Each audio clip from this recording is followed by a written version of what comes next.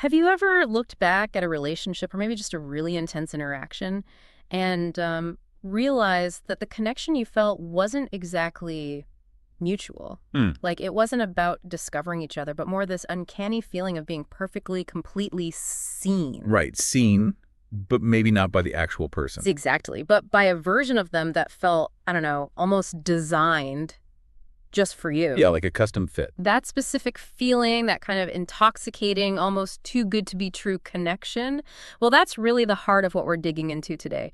We're starting with a premise that's, let's be honest, pretty provocative, maybe even uncomfortable. It definitely pushes buttons. What if that whole process we call seduction, the strategic pursuit, isn't really the art of romance we often think it is? What if it's actually a very specialized, maybe even high-level form of psychological manipulation?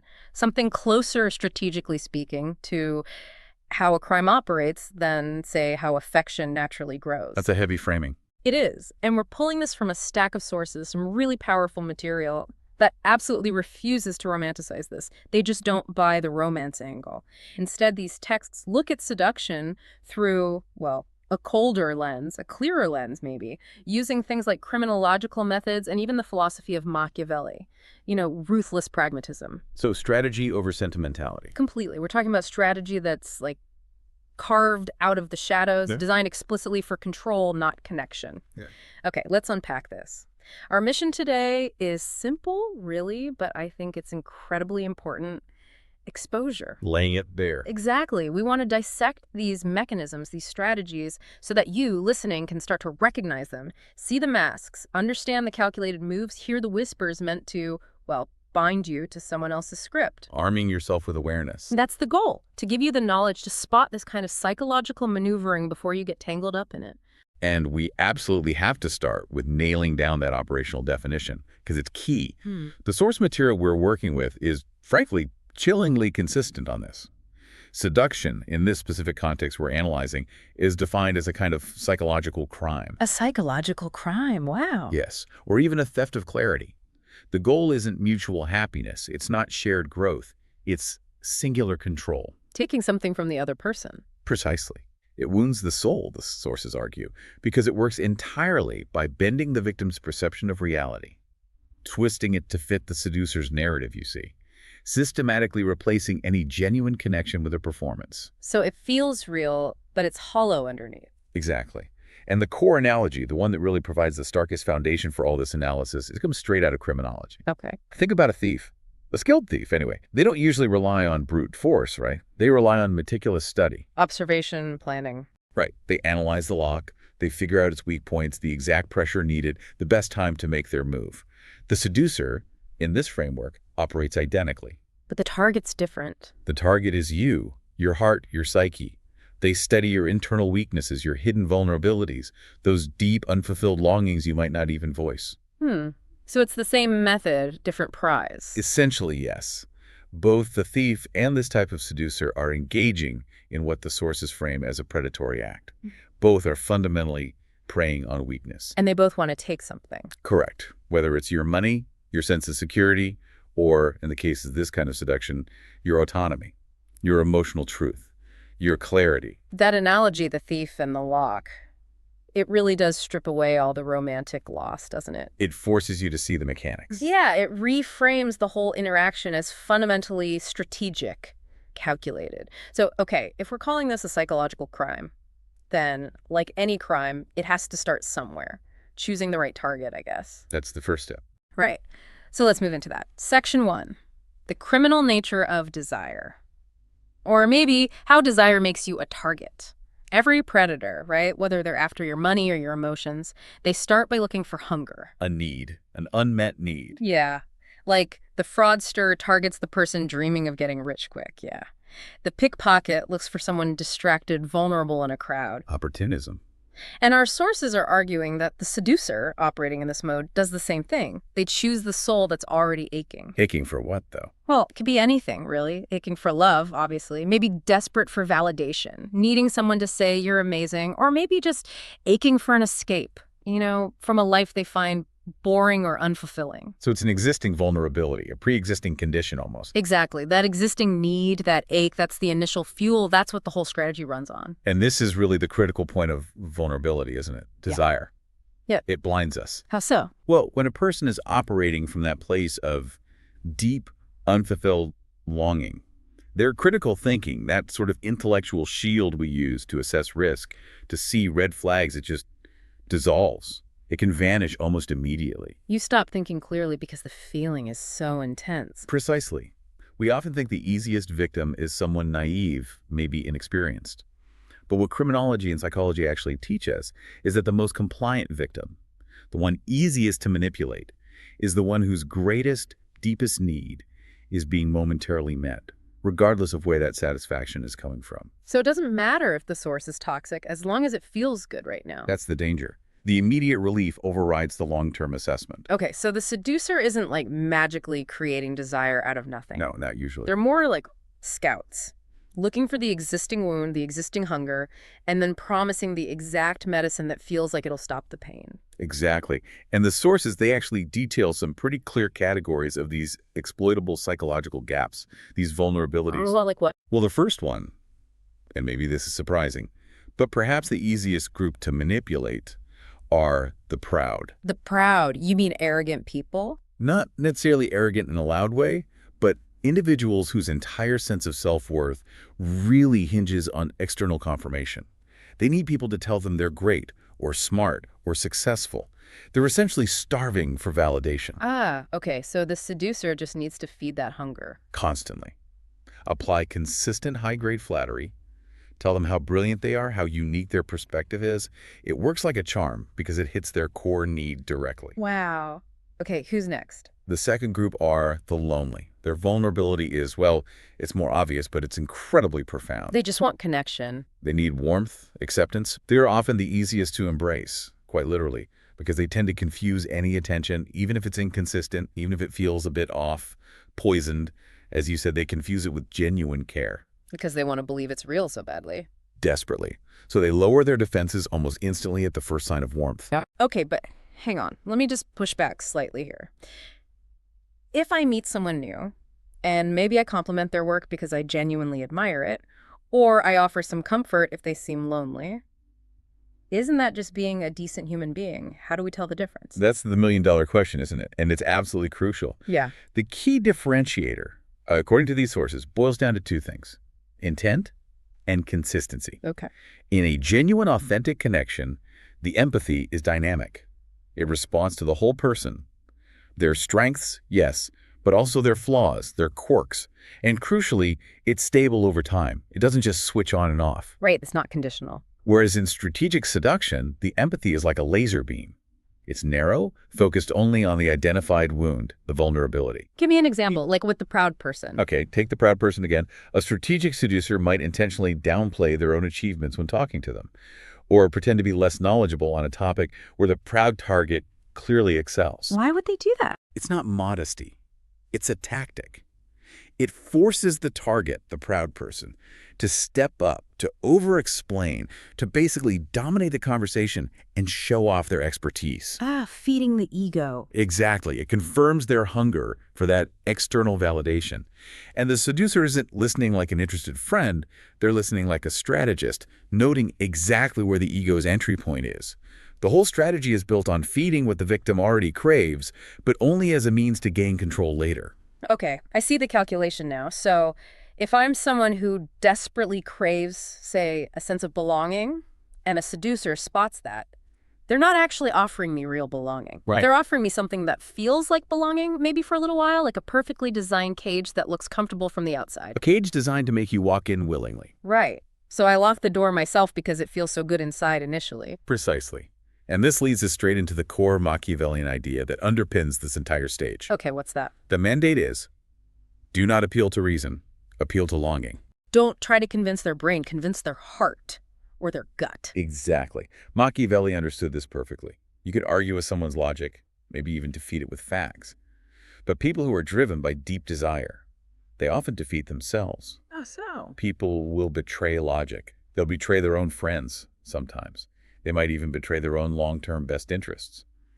if you can find and touch that one secret powerful hunger. Wow. That's quite bleak. It is. But it explains why this strategy can be so effective. It fundamentally relies on the idea that seduction, in this mode, isn't a dialogue. It's not a negotiation between equals. It's a theft. A silent theft, yes. You bypass all the normal defenses, all the critical thinking, by becoming the custom-made solution to the internal problem they've been carrying around, maybe for years. And identifying that vulnerability, that's the foundation everything else is built on. Absolutely. It's step one. Okay, so if desire is the fuel for this psychological crime, and the target's existing need is the way in, the seducer still needs tools, right? A specific way to approach the victim once they're identified. They need a method of execution. Right. Which I guess brings us to the next stage, section 2, the mastery of appearance. Or maybe we should call it the mask. When we think about a criminal wearing a mask, usually it's just about hiding, right? Concealment. Anonymity. Yeah. But in this kind of psychological crime, the mask is doing more. It's about active fabrication. It's not just hiding who you really are. It's about presenting a completely custom-designed image. Like an actor putting on a costuming character. Exactly. Think about the classic con artists. They don't look shady or dangerous, do they? Usually the opposite. Yeah. Trustworthy, charming, maybe successful, benevolent. Right. They project the image needed for the con. The seducer, in this model, does the exact same thing, manufacturing this aura of irresistible, perfectly customized charm. And the source material is very clear. This strategic seduction has to begin with this kind of elaborate disguise. Seducers operating this way simply cannot afford to reveal their genuine character. Why not? Because their genuine character, their true self with all its flaws and complexities, is probably irrelevant or even detrimental to meeting the victim's specific targeted need. So the real person gets in the way of the strategy. Correct. The entire strategy hinges on this process. The sources call strategic mirroring. Mirroring. Yes. Reflecting back to the victim their own deepest dream, their aspirations, sometimes even desires they aren't fully conscious of themselves. Wow, that sounds like a lot of work. High-level acting. It is. Think about the flexibility required. If the target secretly longs for, say, a life of adventure, excitement, breaking the rules. The seducer becomes the wild spirit. Maybe a little dangerous, unpredictable. Exactly. But if that same target actually, deep down, yearns for stability, safety, predictability. Then the seducer instantly shifts, becomes the calm, gentle, grounding presence, the safe harbor. Right. And if the target is riddled with insecurity, just starving for validation. Then the seducer becomes the ultimate admirer, building a pedestal, constantly praising them, making them feel like the most special person in the world. Precisely. It's total adaptation. Okay, here's where it gets really interesting. The terrifying thing here is that the seducer appears so irresistible, not because they are inherently amazing or perfect, No. but because they're strategically fluid. They're not just one thing. They become everything the victim secretly wishes for in that moment. It's like they're the ghost of the victim's own desires, suddenly made real. A custom-made psychological key for every emotional lock. That's a chilling way to put it. And this is pure Machiavelli, just applied to relationships instead of politics. His central lesson about power fits perfectly here. Which is? Power lies in appearances, not necessarily in truth. The audience, the public, or in this case the victim, they judge the mask.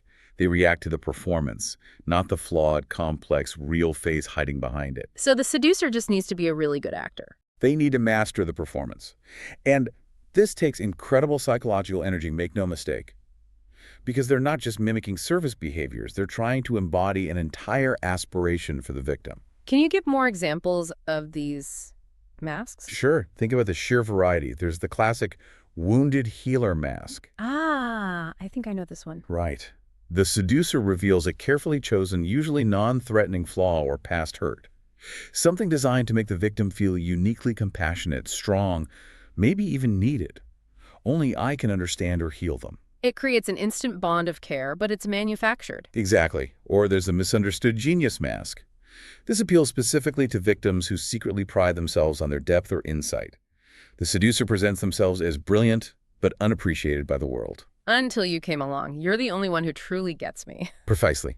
It makes the victim feel incredibly special and intellectually superior, feeding that specific need. The range of potential masks is as wide as the range of human longing. Okay, wait. Let's circle back to that distinction again, between the strategic mirroring and just a natural good fit between two people. Because sometimes people genuinely click, right? They share values, interests, there's real chemistry. Of course, genuine connection exists. So if someone seems too perfect, as the sources warn, what's the actual practical warning sign? What should you, the listener, look for if something feels too aligned? The biggest warning sign, the tell, is often the lack of friction and the sheer speed of that alignment. Lack of friction. Yeah. Authentic connection, even when the chemistry is amazing, it always involves some friction.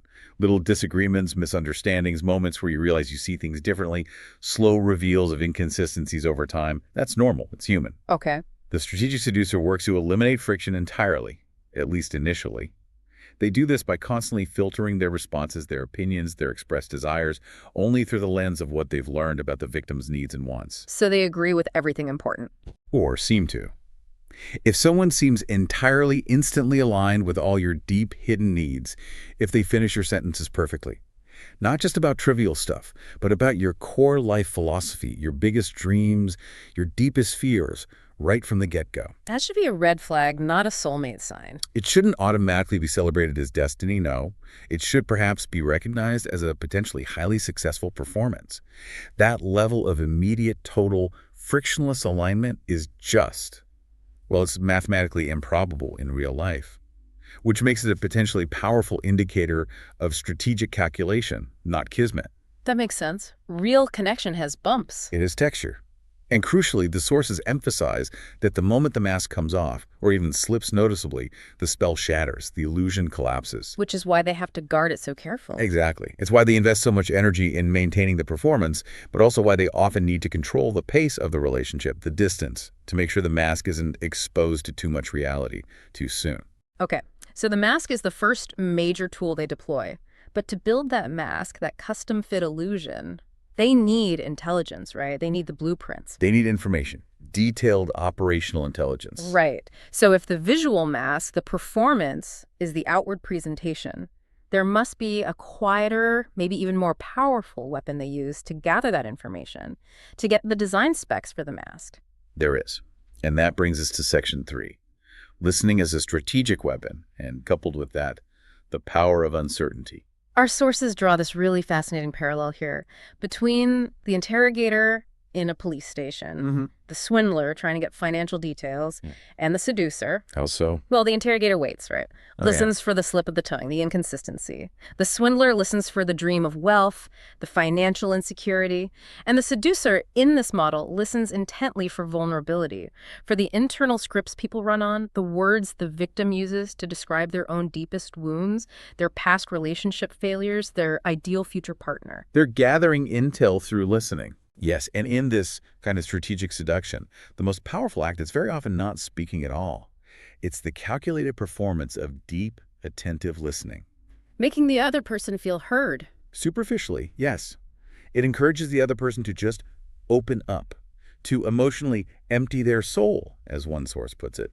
The seducer just nods, maybe reflects back key phrases, echoes the victim's own sentiments, shows perfect recall of something painful shared earlier. Building rapport, but for a purpose. Precisely. And the illusion this creates is incredibly powerful. The victim starts to think, wow, finally, someone understands me like nobody else ever has. Because they're hearing their own thoughts played back to them. It's a mirror trick again, but auditory this time. The seducer remains just still enough, quiet enough, maybe even non-committal enough on their own deep feelings, that the victim can project their entire life story, their needs, their meaning, onto the blank screen the seducer provides. So the victim thinks the seducer really sees them. When in reality, they're mostly just seeing a very clear, perhaps slightly amplified, reflection of their own hopes, fears, and desires, mirrored in the seducer's curated silence and prompts. Okay, so the critical difference then between genuine, intimate listening between two people connecting and this strategic listening. It comes down to why they're listening, what the listener is collecting. That's the operational difference, yes. Genuine listeners, you could say, collect information in order to connect, to understand, to build something mutual. Okay. Strategic listeners, in this context, collect information primarily for leverage, for advantage. Like a thief casing a joint. That's the analogy the sources use. The seducer is listening like a thief watching the crowd before a heist, with cold, strategic calculation, not warm, genuine empathy. They're identifying the victim's internal scripts. Internal scripts? Yeah, those unspoken rules the victim lives by. The perceived flaws they always beat themselves up about. The absolute non-negotiable needs they have in a relationship, often based on past hurts. Once the seducer knows that internal script, they can write themselves perfectly into the starring role opposite the victim. exactly. They know exactly what lines to say, what actions to take, to fit seamlessly into the victim's pre-existing narrative of what they need or deserve. Wow. Okay. That intelligence gathered through the strategic listening, that must be what allows them to then introduce the next element you mentioned, the destabilizing part. Yes, the manipulation of fear and longing. Once they know the hopes, they also know the fears. So seduction, in this view, becomes this weird cocktail. It's not just desire, it's desire mixed with fear. Precisely. The strategy involves deliberately feeding the victim's longing, giving them tastes of that perfect connection they crave, while simultaneously awakening a profound fear of losing it. How do they do that? How do they inject the fear? Through calculated, unpredictable, hot and cold behavior. It's a classic manipulation tactic. Hot and cold. Yeah. The seducer offers these intense, wonderful glimpses of affection, maybe high praise, deep intimacy, that's the hot phase. Connection feels amazing. And then suddenly, often without any warning or explanation, they retreat into coldness, silence, maybe just strategic unavailability. Texts go unanswered, calls aren't returned, plans get vague. That's the cold phase. Oof. That emotional whiplash must be incredibly confusing, destabilizing for the target. That's the entire point. It makes the victim feel like the connection, that wonderful feeling, is totally conditional. But crucially, they don't know what the conditions are. They just know it can vanish. So they start trying to figure out what they did wrong, how to get the warmth back. Exactly. And that's where Machiavelli's principle comes roaring back into play. Never give certainty. Why is uncertainty so powerful? Because the uncertain heart clings much, much tighter than the certain one. Think about it psychologically. If a lover is absolutely sure of your affection day in and day out, they feel safe, maybe even a little complacent. Their mind is free. They can focus on other things in their life. Okay, makes sense. But the lover who doubts, the one left wondering, why haven't they texted back? Was this something I said last night? After a really intense connection, that person becomes psychologically enslaved. Not to the person necessarily, but to the hope of the next interaction. The hope of getting back to the hot phase. So the uncertainty itself becomes the chain. It traps the target in this state of perpetual anticipation. Mm-hmm. And then, when the reward, the attention, the text, the affection, finally does come after a cold spell. It feels disproportionately amazing, like intense relief. Exactly, which just locks in the cycle more deeply. It reinforces the pattern and makes the victim more compliant, more eager to please, hoping to avoid the next withdrawal. It's a chain forged from doubt and intermittent reward. This strategic push-pull, the hot and cold, it seems like it leads directly to the victim kind of willingly walking into a cage. A very controlled environment, but mistaking that control for, I don't know, intensity or passion. That's a perfect transition into our next section. Section 4, the illusion of safety and power dynamics. Okay, so according to our source material, maybe the cruelest trick in the whole playbook is when the seducer offers this illusion of safety. After the destabilization. Right. After they've used uncertainty to make the target feel insecure, anxious, then they swoop in with the promise, whispering things like, "With me, you're finally seen. With me, you're safe from all that chaos out there." Presenting themselves not as the source of the chaos, but as the refuge from it. Exactly. Like they're offering a fortress against the world when maybe they're part of the reason the world feels so chaotic to the victim at that moment. And that guarantee, that promise of safety, it's not a real fortress built for genuine protection. Yeah. The sources are clear. It's a meticulously crafted web, designed for complete capture. Wow. A web. Every single moment of seeming care, Yeah. every perfectly tailored compliment, every late night you can tell me anything session offered after a period of coldness. It's ultimately laced with possession, with control. The victim is lured in by the promise of security. Which is then used against them. Weaponized to enforce compliance, yes. If you don't do X, maybe I won't be your safe space anymore. The threat is often implicit, not explicit. You know, this sounds so much like what you hear from victims of, say, financial scams, white-collar crime. The parallel is incredibly strong. We constantly see this in studying those cases. Victims of elaborate fraud schemes, even very intelligent people, they often express total astonishment afterwards. They say things like, But they seemed so trustworthy, so reliable, they guaranteed my future. That trust was the key. The trust built by the seducer through that strategic listening, the mirroring, the initial performance, and now this illusion of safety, it's the absolute foundational weapon. It lulls the victim into willingly walking into the cage. And often, they'll even defend their captor to outsiders. Why? Because they confuse that intense feeling of being uniquely seen and temporarily safe with the actual reality of being secure and respected. They mistake the performance for the truth. This really highlights the underlying power dynamic, doesn't it? If we stick with the premise that this is a psychological crime, Then it has to involve a power imbalance. yeah, a structured predator-prey dynamic seems unavoidable in this model.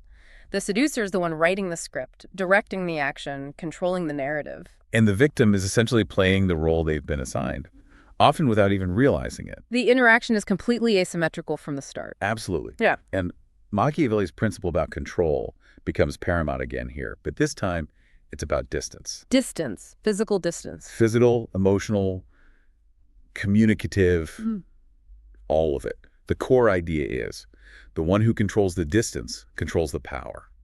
The seducer, operating strategically, is constantly managing their proximity to the target to maintain maximum leverage. Okay, break that down. How does controlling distance give them power? Well, think about the extremes. If the seducer is too close, too available, too eager all the time. They start to look desperate, needy. Exactly.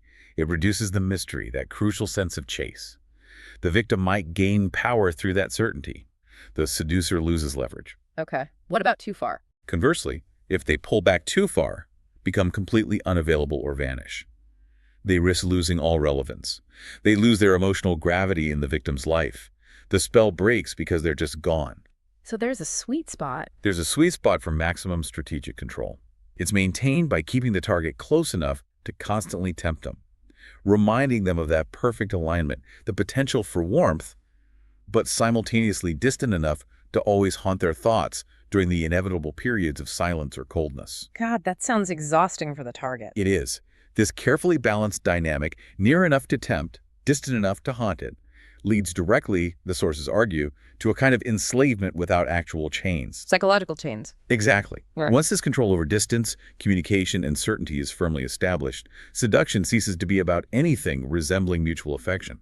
It becomes a form of psychological command. One person dictates, the other reacts. The seducer writes the script, and the victim, mesmerized by the mask, bound by that desperate craving for the next hot moment after the cold, just plays the role assigned to them. Every move the victim makes starts being dictated not by their own free will or desires, but by the constant anticipation of the next crumb of attention, which they feel they have to earn through compliance. It's like a self-reinforcing loop of manipulation. The victim ends up doing most of the work to keep the dynamic going, just trying to get back to the good feeling. Precisely. They become complicit in their own manipulation because the alternative, complete withdrawal of the drug, feels unbearable. Which brings us, I think, to maybe the darkest part of this whole analysis. Section 5, the dark mirror and the price of the game. Why? Why? Why after the coldness becomes a pattern, after the mask inevitably slips sometimes, after the pain of the manipulation becomes undeniable? Why do targets of this kind of seduction often still return, still craves the very person who's destabilizing their entire world? The sources point squarely at emotional addiction. An addiction built entirely on that strategic creation of intense emotional highs, followed by devastating lows. The hot and cold cycle again? Yes. The charm, then the withdrawal, the intense intimacy, then the silence. The human brain, even biologically, can get hooked on that unpredictability. It's like an emotional roller coaster, and some people become addicted to the ride itself, even the terrifying drops. So it's not just psychological, it's almost chemical. This addiction mechanism is absolutely critical to understand. The sources draw a direct, explicit line between this hot and cold push-pull behavior and the well-established psychological concept of variable reward, or intermittent reinforcement. Variable reward, isn't that what casinos use? Exactly. It's the exact same mechanism that keeps people glued to slot machines, checking their phones compulsively, or stuck in addicted gambling loops. The reward, whether it's money from the machine, or in this case the text message, the touch, the word of validation from the seducer, it's uncertain, unpredictable, intermittent. You never know when it's coming. And that makes it more addictive, not less. Paradoxically, yes. That uncertainty amplifies the dopamine response in the brain. The anticipation becomes incredibly potent. The victim isn't waiting for a sure thing. They're desperately waiting for a possible thing. Mm. And neurologically, the anticipation of that possible reward can release more intense pleasure chemicals than actually getting a predictable reward. Wow. So they get hooked on the waiting, on the hope. They become chemically and psychologically addicted to the waiting itself, desperate for the next hit of attention or affection, never certain when or even if it will arrive, but feeling forced to stay available, stay compliant, just in case this is the time they get the high again. That is the ultimate control mechanism, isn't it? Because the seducer doesn't even need to be physically present all the time to keep the addiction going. Not at all. They just need to maintain the possibility of reward. Plant the seed of hope during the hot phases and let the uncertainty work its magic during the cold phases. So they keep the target perpetually off balance and craving. Exactly. And this fulfills Machiavelli's final, rather cynical rule for maintaining strategic control over someone. Never give all. Never fully satisfy them. Why not? Wouldn't satisfaction make them loyal? From this strategic viewpoint, no. You must keep the target slightly starving, always chasing that feeling they had initially. Because a victim who feels completely satisfied, who achieves genuine relational certainty and security, well, they eventually feel safe enough to maybe shift their focus, to invest emotional energy elsewhere, maybe back into their own life, their friends, their goals. They might escape the orbit of influence? Precisely. But the hungry victim, the one always striving, always anxious for the next reward, the next sign of approval, they remain compliant, they remain accessible, they remain psychologically enslaved to the hope of a fulfillment that, by design, will never fully and consistently arrive. Okay. And there's one more piece to this final stage, right? The dark mirror. Yes. This is perhaps the ultimate entanglement. The reason escape becomes so incredibly difficult, even when the victim knows intellectually they're being harmed. It involves the final weapon. Psychological projection, amplified by the seducer. The seducer, having listened so strategically, having gathered all that intel about the victim's deepest hurts, hopes, and insecurities, now uses it to reflect back not just a generic appealing image, but the victim's own soul. Their hidden wounds, yes, but also their secret, idealized version of themselves. Wait, so the seducer isn't offering their true self, or even just a charming mask? They're offering the victim a reflection of the victim's own best possible self, the self they wish they were. Precisely that. The seducer becomes a living embodiment of the victim's potential, the cure for their flaws, the fulfillment of their dreams, the catalyst that will finally make them the person they long to be. Oh, wow. No wonder it feels like destiny. Exactly. It creates this almost supernatural feeling. This person completes me, they see the real me, the best me. We were meant to find each other.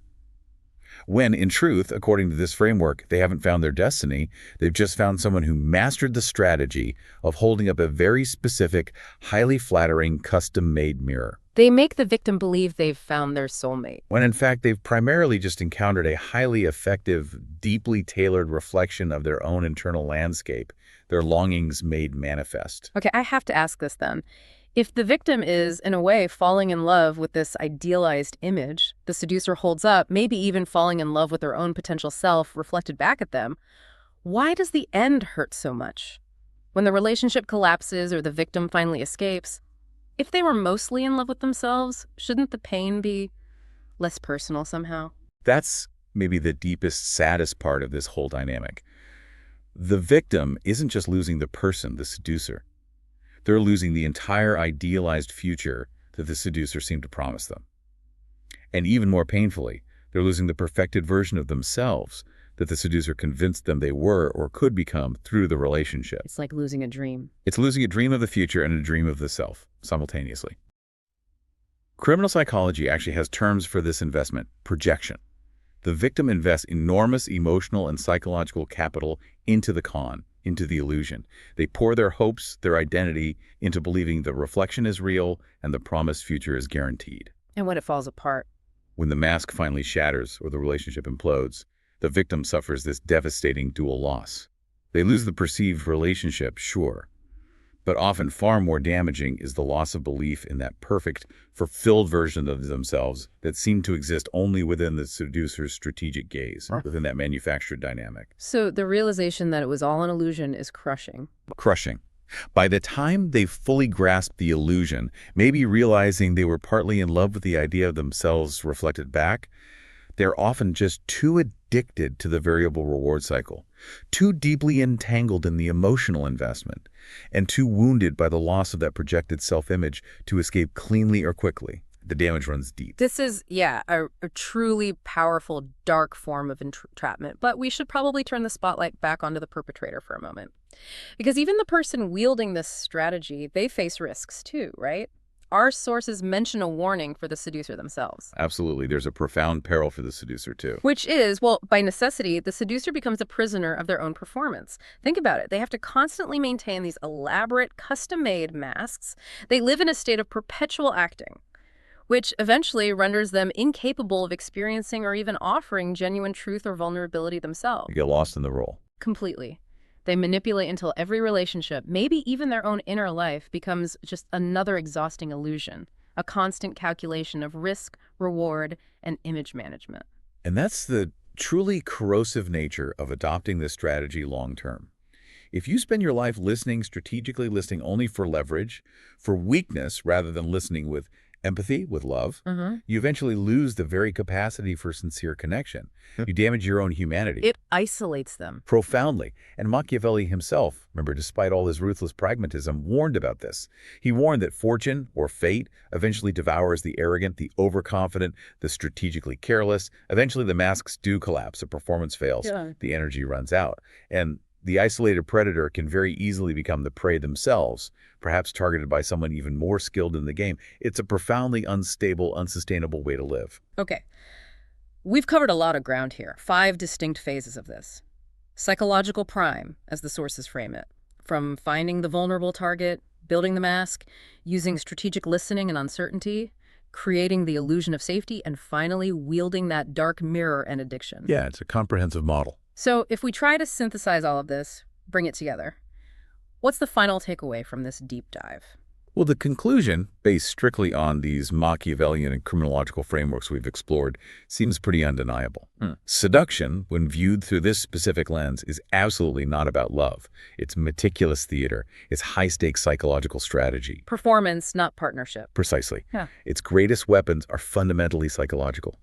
Twisting natural human empathy into an intelligence-gathering operation, sharpening silence into a tool for projection and control. The entire strategy demands seeing the world not as it actually authentically is, but purely as the targeted victim desperately longs for it to be. Yeah. And then presenting oneself as the perfect, unique key to unlock that specific fantasy. The knowledge we've unpacked today, I mean, the mechanics of the strategic listening, that variable reward cycle, how the perfect mask gets constructed, it feels pretty potent. It is. It's powerful information. And I suspect once you really learn to recognize this art, this strategy, once you see the mechanism of the dark mirror, understand the strategic silence and the hot-cold dynamic, you probably can't unsee it. It changes how you perceive certain interactions. Yeah. You'll start to recognize the tricks, the maneuvers meant to bind you, maybe unconsciously, to someone else's carefully written script. Now, hopefully this knowledge primarily acts as a shield for you, listening, something for defense, to protect your clarity. That's the ideal application. Awareness as protection. But there's an implicit risk here too, isn't there? Because now you also understand the, frankly, extraordinary efficiency and power these strategies can have, at least in the short term. The temptation might exist. Right. So the question remains, and it's really something for you to mull over long after this deep dive ends. Having seen the blueprint for this psychological crime of seduction laid bare, will you use this knowledge purely to guard yourself, to recognize the trap before you step in it? Or, and this is the uncomfortable part, will the sheer power and effectiveness of these strategies ever tempt you, even slightly, to start scripting your own performance?